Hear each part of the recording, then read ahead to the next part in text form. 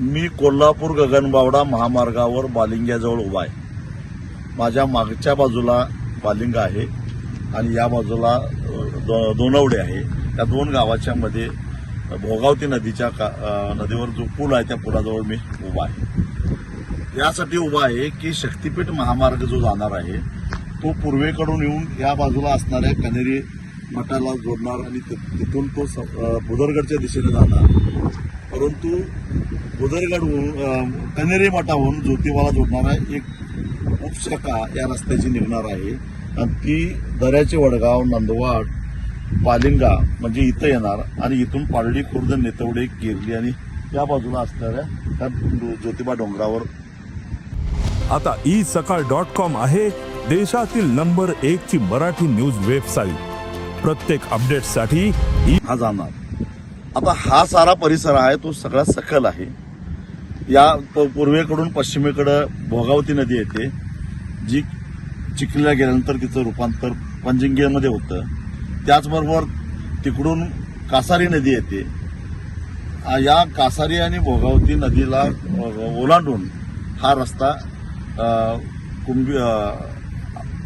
ज्योतिबाकडे जाणार आहे। आता या ठिकाणी आपण उभा आहे, समोर जो ऊस दिसतो 2019 साली या ऊसावर 25 फूट पाण्याची पातळी होती।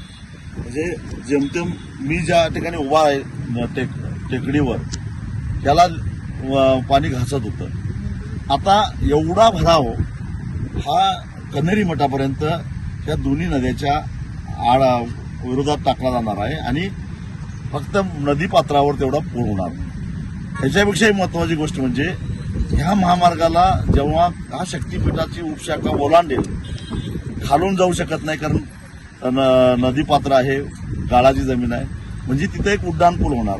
म्हणजे उड्डाण पूल होणार म्हणजे त्याचा अजून भराव वाढणार, म्हणजे इथं जवळजवळ 50 ते 55 फूट उंचीचा डोंगरासारखा भरावा होणार। आणि त्यामुळं करवीर तालुका आणि पन्हाळा तालुक्यातली विशेषतः भोगावती कारखान्याच्या परिसरातली राशिवडे जे राधानगरीमध्ये येते, परिते, हसूर, सडोली, कांडगाव, हळदी, कोथळी, महे, बीड, पोगे, पाडळी खुर्द, वाकरे, सावरवाडी, आरे, बालिंगा, दोनवडे, नागदेववाडी, कोपर्डे, अडूर, सांगरूळ, कळे, बामटे, चिंचवडे, प्रयाग, चिखली, शिंगणापूर, केरली, केरले, शिंदेवाडी, आंबेवाडी, वरणगे पाडळी, माझगाव, देवठाणे, तिरपण, माझनाळ, बाजार भोगाव आणि पुनाळ या साऱ्या गावांनी त्या गावाच्या आजूबाजूला असणारी सगळी शेती ही जर का महिनाभर जर का पाण्याकडे राहायला लागली तर या करवीर असेल, राधानगरी तालुक्याचा पूर्व भाग असेल, पन्हाळा असेल, त्या भागातल्या लोकांनी शेती करायची कशी?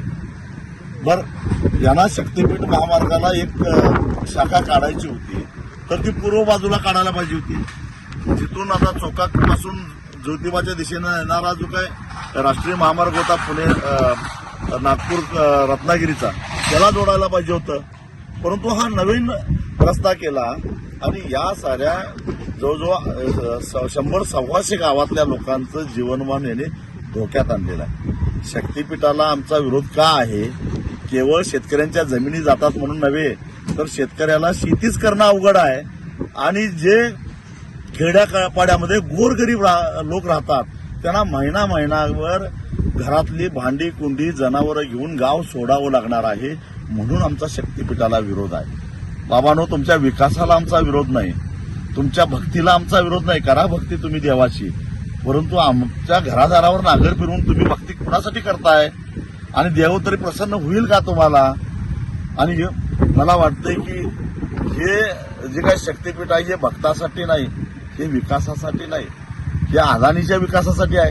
आम्हाला माहिती आहे अदानीनं गडचिरोलीतल्या आदिवासींना हुसकावून जवळजवळ 2000 हेक्टर जमिनीतून त्यांना हुसकावून लावलं, तिथलं जंगल तोडलं, तिथं जी त्याची अदानीची खाण आहे त्या खाणीतले खनिज शक्तीपीठ महामार्गानं वेगानं गोव्यात अदानीच्याच मालकीच्या असणाऱ्या बंदरावरून परदेशात निर्यात करायचा आहे। म्हणून अदानी नावाचा एक दारिद्र्य रेषेखाली असणाऱ्या माणसाची गरिबी हटवण्यासाठी या साऱ्या लोकांना तुम्ही संकटात टाकता काय? त्यांचं वाटोळं करताय काय? देवेंद्र फडणवीसांना माझा एवढाच प्रश्न आहे।